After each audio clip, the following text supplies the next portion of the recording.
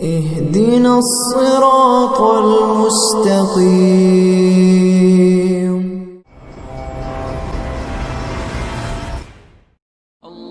Video کے نیچے subscribe کے بٹن پہ کلک کریں، بیل کے آئیکن پہ کلک کیجئے تاکہ ہر نئی ویڈیو کی نوٹیفیکیشن آپ کو مل جائے۔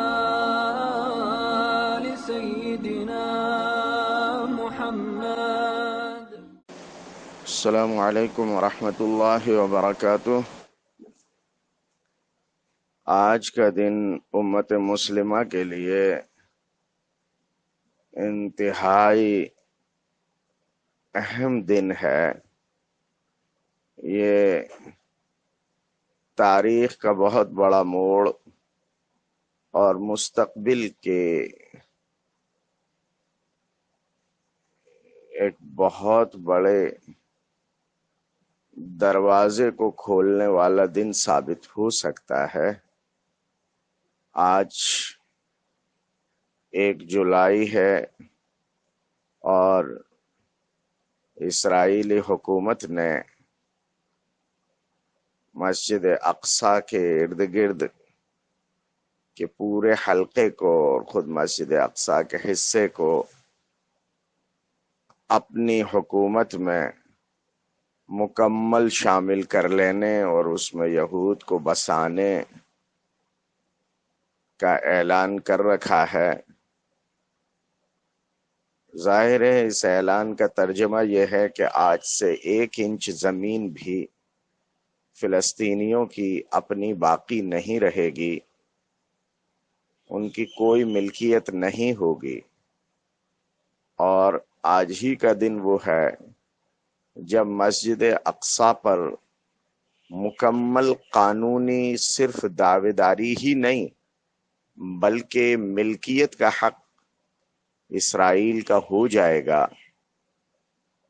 یہ قبلہ اول اور تیسری وہ مقدس مسجد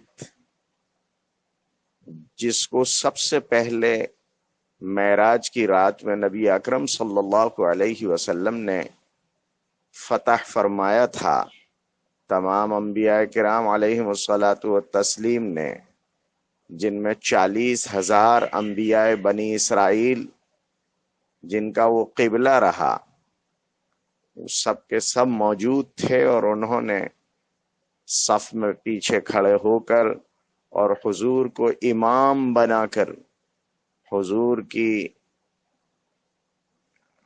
فضیلت کا اعتراف اور اعلان کر دیا تھا۔ پھر بعد میں حضرت عمر رضی اللہ تعالی عنہ کے ہاتھوں وہ صلحاً فتح ہوا تھا۔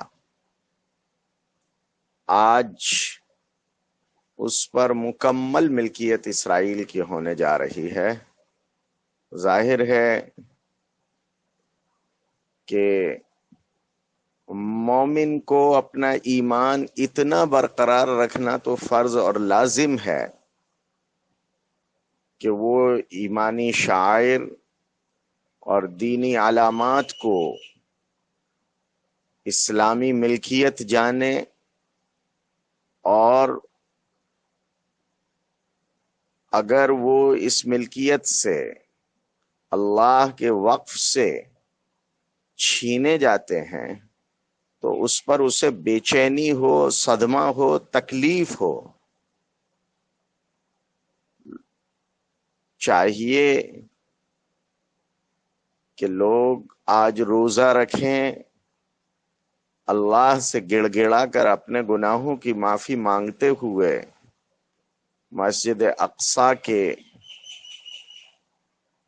آزاد رہنے، آزاد ہونے اور اس کو نماز کے لیے اللہ کے احکام کو بجا لانے اور اللہ کے سامنے سجدہ ریزی کے لیے آزاد کرانے کی دعائیں کریں۔ فلسطینیوں کی جان، مال، عزت، آبرو اور ملکیت کی حفاظت کی خوب دعائیں کریں اپنے رب سے۔ آج کا دن اس لحاظ سے بہت اہم ہے، جب سارے دروازے بند ہوں تب بھی رب اکرم کا دروازہ کھلا ہوا ہے اس سے پہلے قرآنی تاریخ میں نمرود ہوں، فرعون ہوں، حامان ہوں، اللہ عز و جل اپنی قدرت سے سب کو انجام تک پہنچا چکے ہیں، جس کا وہ اعلان فرما چکے ہیں۔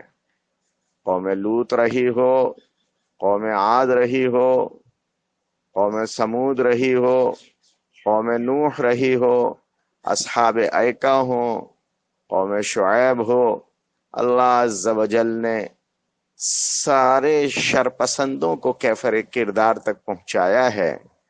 جہاں مؤمنین کی دسترس نہیں ہوتی، وہاں قدرت اللہ عز و جل اپنی قدرت سے ایسی جگہوں پر باطل کو پاش پاش فرماتے ہیں۔